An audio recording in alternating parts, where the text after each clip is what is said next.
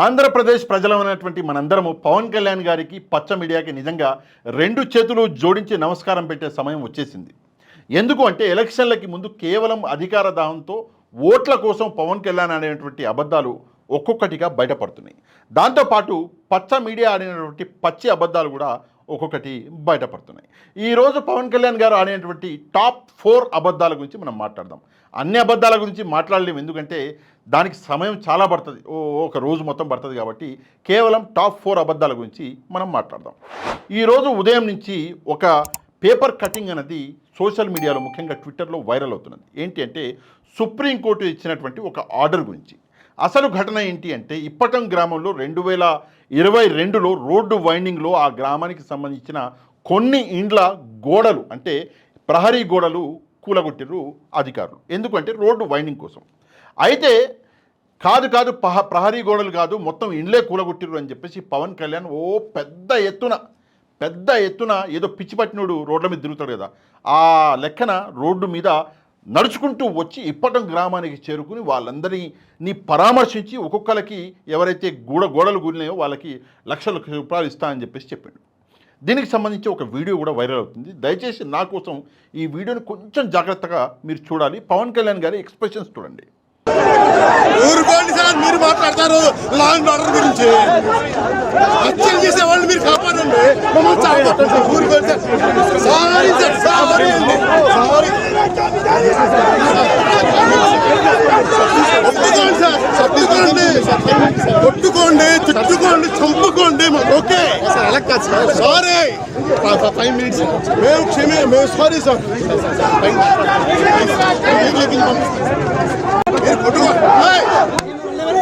ఈరోజు అందరూ అరెస్ట్ అవ్వడానికి సిద్ధంగా ఉంటారు. ఈరోజు దెబ్బ పడితే రక్తం లేచి మనకి సిద్ధపడండి. ఈరోజు ఈ వీడియోలో పవన్ కళ్యాణ్ గారు పోలీసులు పక్క నుండి రిక్వెస్ట్ చేస్తున్నా కూడా సినిమా స్టైల్లో లేదు నా అంత వీరుడే లేడు దేవుడే లేడు అని చెప్పేసి పవన్ కళ్యాణ్ గారు పోలీసులను సైతం లెక్క చేయకుండా ఇప్పటం గ్రామానికి వచ్చేసి మొత్తం ఇప్పేసాడు. ఫైనల్గా ఏమైంది అంటే ఈరోజు ఆ గ్రామస్తులు ఏం చేశారు, హైకోర్టుకు వెళ్ళారు. హైకోర్టుకు వెళ్తే లేదు మీరు చెప్పేది కరెక్ట్ కాదు అని చెప్పేసి హైకోర్టు ఉల్టా ఎవరైతే 14 మంది అనుకుంటా ఆ 14 మంది ఆ గ్రామస్తులు హైకోర్టుకు వెళ్తే వాళ్ళకే హైకోర్టు ఫైన్ వేసింది.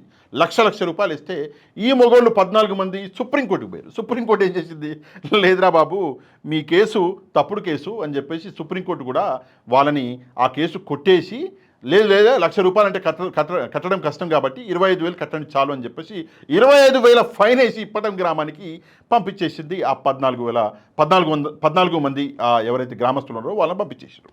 ఇప్పుడు విషయం ఏంటి అంటే పవన్ కళ్యాణ్ ఆడినటువంటి అబద్ధము, ఇప్పటం గ్రామానికి సంబంధించి ఆడినటువంటి అబద్ధము హైకోర్టులోనే కాదు సుప్రీంకోర్టులో కూడా తేటతెల్లం అయిపోయింది. అంటే ప్రజల ముందరికి వచ్చేసింది ఈ మొగోడు అబద్ధం ఆడిండు అని చెప్పేసి. ఇదొకటి. ఇక రెండోది మనం చూసుకుంటే ఇక మీ అందరికీ తెలుసు, ఎలక్షన్లకి ముందు 30,000 మంది అమ్మాయిలు మాయమయ్యారు అని చెప్పేసి పెద్ద ఎత్తున అబద్ధం ఆడిండు. నిజంగా ఇది నేను చాలా వీడియోలలో చెప్పి నేనే అలసిపోయినా. 30,000 మంది మాయమయ్యారు అన్నాడు. సరే అధికారంలోకి వచ్చిండు. ఇదే ప్రశ్న ఎవరో తెలివైనోడు ఏంటి అంటే అసెంబ్లీలో అడిగితే దానికి సమాధానం ఏమైనా వచ్చిందంటే 30,000 మంది అమ్మాయిలు మాయం అవ్వలేదురా బాబు, మాయమైంది కేవలం 46 మంది అమ్మాయిలే అని చెప్పేసి పవన్ కళ్యాణ్ ఆడిన అబద్ధాన్ని అసెంబ్లీ సాక్షిగా వీళ్ళ కూటమి సభ్యులే బయటపెట్టారు. కథ మళ్ళీ ఒకసారి కేల్కతం దుకాణం. ఇది రెండో అబద్ధం పవన్ కళ్యాణ్ ఆడింది. మూడో అబద్ధం అధికారంలోకి వచ్చినాక ఆడినాడయ్యా. ఏందా అబద్ధం అంటే అతిపెద్ద అబద్ధాలు చాలా ఉన్నాయి. ఎట్లంటే అతిపెద్ద అబద్ధాలు తిరుపతి లడ్డుకు సంబంధించి మనుషుల మీద అబద్ధాలు ఆడి అలసిపోయి చివరికి దేవుణ్ణి సైతం కూడా లెక్క చేయకుండా దేవుణ్ణి కూడా రాజకీయాల్లోకి లాగి ఆయన మీద కూడా స్వయంగా తిరుపతి ప్రసాదం మీద అబద్ధం ఆడిండు పవన్ కళ్యాణ్. సరే ఈరోజు కాకపోతే రేపు దేవుడు ఉన్నాడు, దేవుడు డెఫినెట్గా దీని మీద ఏం కావాలో అది అవుతుంది, అది వేరే విషయం. కాకపోతే ఇది పవన్ కళ్యాణ్ అనేటువంటి మూడో అబద్ధం. దాని తర్వాత కొన్ని మీడియా ఛానళ్లలో అసలు తిరుపతి లడ్డులో ఆ నెయ్యే కలవలేదు అని చెప్పేసి కూడా బయటపడ్డది, అది వేరే సంగతి. ఇక మనం తెలుసు నాలుగో అబద్ధం సీజ్ ద షిప్. ఈ సీజ్ ద షిప్ అనగానే నాకెందుకో నవ్వు అస్సలు అవుతలేదు. ఎందుకంటే ఆ పేరు మీద ఎవడో మహానుభావుడు ఒక సినిమా టైటిలే బుక్ చేసి పడేసాడు, సీజ్ ద షిప్ అని చెప్పేసి. ఆ టైటిల్కి సంబంధించి కట్టినటువంటి ఫీజు ఆ రిసిప్టు బయటపడ్డది. పోయిండు. అసలు ఏం కావాలి అంటే ఆ పోర్టు కావాలి మనోడికి. ఆ పోర్టులో మరి ఏమైనా కావాలో వాటా కావాలో ఏందో తెలియదు కానీ పోయిండు. మరి ఎవరైనా పంపించరా అది కూడా తెలియదు. చంద్రబాబు నాయుడు గారు పంపించిండో తెలియదు కానీ పోయి ఆడికి పోయి మొత్తం చూసేసి సీజ్ ద షిప్ ఏమైనా ఉంటే చూసుకుందాం అని చెప్పి వచ్చేసిండు. ఆ సినిమా డైలాగ్ కొట్టంగానే ఆ సినిమా డైలాగ్ని సైనిక్స్ ఏం చేశారు, పిల్ల సైనిక్స్ దాన్ని కట్ చేసి వెనకాల ఆ మ్యూజిక్లు ఇచ్చుకుంటూ ఓ వైరల్ చేశారు. దెబ్బకేమైంది అంటే నిన్న కాక మొన్ననే సెంట్రల్ గవర్నమెంట్ ఆ షిప్ని సీజ్ ద షిప్ కాదు ఈ షిప్ని పంపించేయండి అని చెప్పేసి అక్కడి నుంచి ఆర్డర్స్ వచ్చినాయి. ఆ షిప్ ఆ పోర్ట్ వదిలిపెట్టి బయటికి వెళ్ళిపోయింది. ఇది పవన్ కళ్యాణ్ యొక్క అసలు నిజస్వరూపం. అసలు పవన్ కళ్యాణ్ ఏం చేసిండు అన్నది. నిజంగా రాజకీయాలు ఎంత దరిద్రంగా మారినాయంటే మనిషికి క్రెడిబిలిటీ లేకుండా పోయింది, మనిషి మాటకి క్రెడిబిలిటీ లేకుండా పోయింది. రాజకీయ నాయకుల మాటలకైతే అస్సలు క్రెడిబిలిటీ లేకుండా పోయింది. అందుకే రాజశేఖర రెడ్డి గారు ఓ మాట అనేటోళ్ళు ఏంటంటే మనిషికి ప్రాణం పోయినా పర్లేదు, మాట వాల్యూ పోకూడదు, మాట మీద నిలబడాలి. మాట ఇచ్చినము అంటే ఆ మాట మీద నిలబడవలసిందే. అదే రక్తం ఉన్న జగన్మోహన్ రెడ్డి గారికి బై డిఫాల్ట్గా అలవాటు వచ్చేసింది. కానీ ఈ పిల్ల బ్యాచ్కి అలవాటు రాలేదు. కాకపోతే కొంచెం వింత విచిత్రం ఏంటంటే చంద్రబాబు నాయుడు గారి అలవాటు మరి లోకేష్ గారికి వచ్చిందా రాలేదా నాకైతే తెలియదు. ఎందుకంటే లోకేష్ గారు ఇంకా అంతగా ఆయన ఇంకా బయటికి రాలేదు, ఇంకా రాజకీయాలలో అంతగా ఆయన ఇంకా స్ప్రెడ్ అవ్వలేదు కాబట్టి ఆయన గురించి నాకు తెలియదు. కానీ చంద్రబాబు నాయుడు గారి అలవాటు పవన్ కళ్యాణ్కి వచ్చినట్టు నాకెటో కొడుతుంది. ఇది పవన్ కళ్యాణ్ యొక్క టాప్ 4 అబద్ధాలు. ఇక పచ్చ మీడియా అబద్ధాలు అంటారా, ఓ చెప్పి నేనే ఎన్నో వీడియోలు చేసిన, అయినా కూడా ఈ వీడియోలో కూడా ఏదో ఒకటి చూపించాలి కదా. ఇక్కడ మీరు కొంచెం జాగ్రత్తగా చూస్తే ఇదేదైతే ఇప్పటం సంఘటన జరిగిందో ఇక్కడ చూడండి. 2022 నవంబర్ 5వ తారీఖున కుల వృద్ధుడు అయినటువంటి రామోజీరావు గారి ఈనాడు స్వర్గీయ ఈనాడు రామోజీరావు గారి ఈనాడు పత్రికలో 2 ఆర్టికళ్ళు వచ్చినాయి. ఒకటి కూల్చేసేంత కక్ష అని చెప్పేసి ఒక ఆర్టికల్ వచ్చింది. దాని కింద మళ్ళదే కూల్చేసేంత కక్ష అని చెప్పేసి ఇది నవంబర్ 5వ తారీఖు 2022లో వచ్చినటువంటి ఆర్టికల్.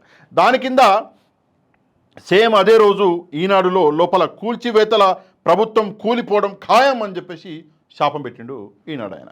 సరే ఎవరు పెట్టిండో మరి పవన్ కళ్యాణ్ పెట్టిండో రామోజీరావు గారు స్వర్గీయ రామోజీరావు గారు పెట్టిండో తెలియదు కానీ అందులో అయితే వచ్చింది ఆర్టికల్. దాని తర్వాత మళ్ళీ సేమ్ అదే రోజు నవంబర్ 5, 2022 ఏబిఎన్లో వచ్చినటువంటి ఇప్పటంపై కక్ష అని చెప్పేసి ఓడే అమ్మ జీవితం ఒక ఊరి మీద కక్ష ఎందుకు ఉంటుందిరా పిచ్చనాకుడుకుల్లో నాకు అర్థం కాదు. జనరల్గా రాజకీయ నాయకుడు ఎవడైనా సరే ప్రజలతో మాట్లాడి మంచిగా మాట్లాడి 4 ఓట్లు సంపాదించుకుందాం అనుకుంటాడు కానీ ఊర్ల మీద కక్ష కడతారు ఎవడన్నా.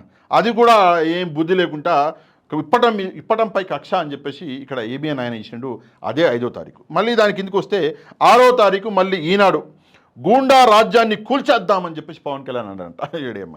దాని కింద మళ్ళీ చూసుకుంటే గూండా రాజ్యాన్ని కూల్చేద్దామని చెప్పేసి డీటెయిల్గా ఇచ్చిండు నవంబర్ 6, 2022. దాని కింద మళ్ళీ నవంబర్ 6, 2022 అదే రోజు ఇక్కడ ఈనాడులో ఫ్యాక్షన్ సీఎంపై ప్రజాగ్రహము పవన్ కళ్యాణ్. ఫ్యాక్షన్ సీఎం అంట జగన్మోహన్ రెడ్డి. ఓడమ్మ జగన్మోహన్ రెడ్డి ఫ్యాక్షన్ వదిలిపెట్టి చాలా రోజులు అయిందిరా పిల్లగా.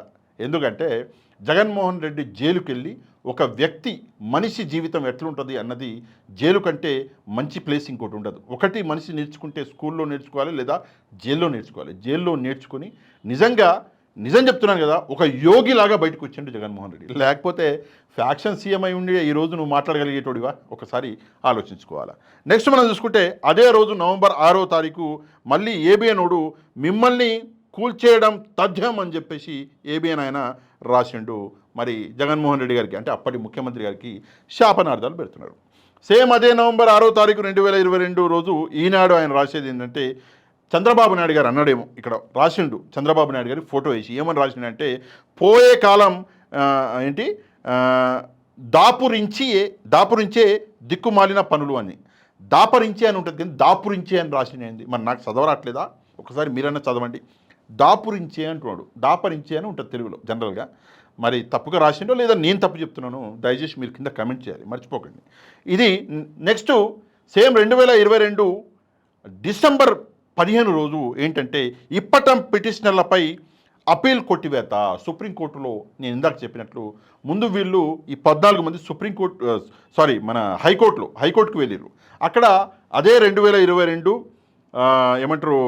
డిసెంబర్ 15వ తారీఖున న్యూస్లో వచ్చిందంటే 14వ తారీఖు కొట్టేశారు. ఎవరు హైకోర్టు కొట్టేసింది. అందువల్లనే వాళ్ళు సుప్రీంకోర్టుకు వెళ్ళారు. నెక్స్ట్ డిసెంబర్ నిన్న 20వ తారీఖు డిసెంబర్ 20, 2024 రోజు సుప్రీంకోర్టు ఆర్డర్ వచ్చింది. సుప్రీంకోర్టులో కూడా దీన్ని కొట్టివేయడం జరిగింది. ఇది ప్రస్తుతం ఇప్పటం గ్రామం గురించి మనం మాట్లాడింది.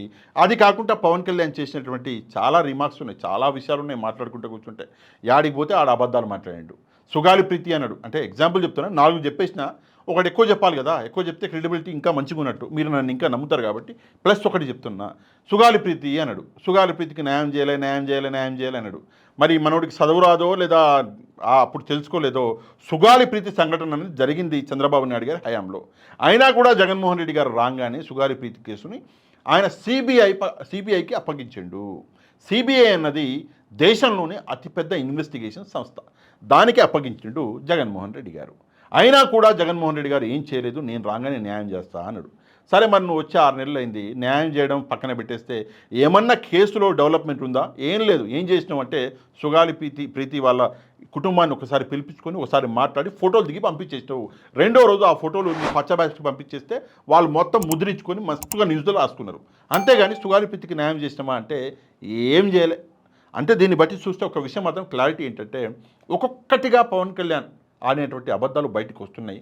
ఒకరోజు పవన్ కళ్యాణ్ని నమ్మి ఓటు వేసిన వాళ్ళందరూ వాళ్ళ చెంపలు వాళ్ళు కొట్టుకోవడం అన్నది ఖాయం. ఇందులో ఎట్లాంటి సందేహం లేదు. ఎందుకంటే ఎవరో అన్నట్టు ఎక్కడో విన్నా, నేను ఎవరన్నారో నాకు గుర్తులేదు, ఐఎమ్ సారీ. పులిని తీసుకెళ్ళి ఇంట్లో కూర్చోబెట్టి నక్కలకి ఈరోజు అధికారం ఇచ్చారు.